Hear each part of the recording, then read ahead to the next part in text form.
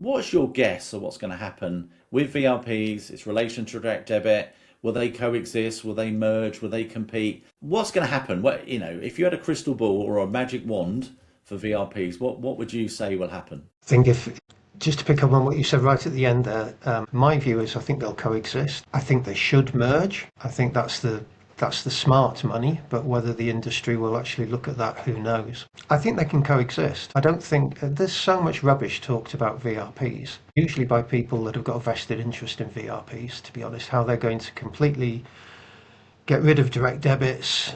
I just don't see that happening, and I know we probably all feel pretty much the same on that. For me, the features of ERP is what direct debit should be looking at in terms of how it changes. It will coexist alongside direct debit, I think, quite nicely. I think there are some, again, I look at things from a customer point of view, and there are customers where direct debit just doesn't work for them. Billers will have people on direct debit who constantly the direct debit is failing every month or every other month because it just doesn't fit their lifestyle. They've got multiple incomes.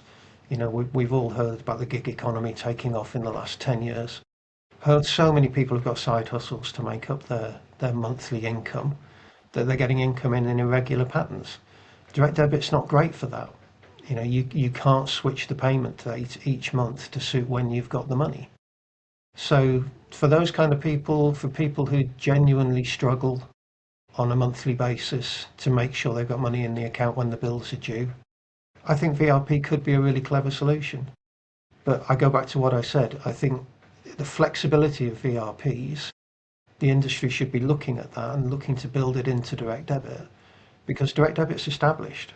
Awareness of direct debit. We stopped advertising direct debit because it became awareness was just ubiquitous. You didn't need to advertise it. People know it's there. Some people need a little bit more education as to how it works, particularly younger people. But to put all your eggs into the VRP basket, you're going back to where we were with direct debit in 1990. You're going to have to put an awful lot of effort behind raising awareness of it, raising understanding, getting billers to actually offer it is a whole different ballgame.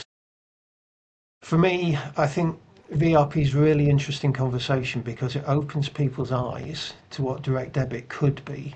And we've got a huge opportunity as an industry to actually start having those conversations now. Yeah, I think you said some really interesting things, Mike, about the people for whom direct debit isn't suitable. My view is that over time, organisations know the profile of those people and don't offer them direct debit. So it's not as if, because if you look at the failure rate of direct debit, it's like around about 2%, and it's growing as inflation grows and wage growth doesn't match that. But 2% is phenomenally low. It's incredible that a failure rate that low.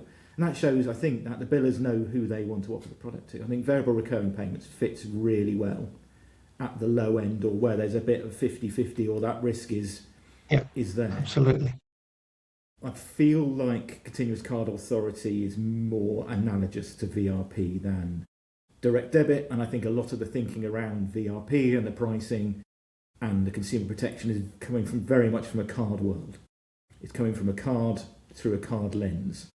And I think this is one of those, we're all on this call, we're all fairly senior, we have to admit. We've been around a while.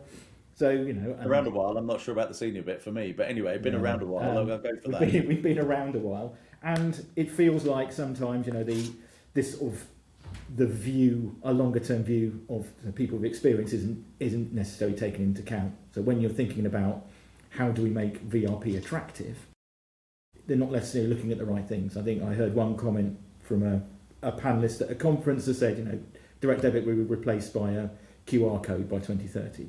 It's nonsense, because it's never going to happen.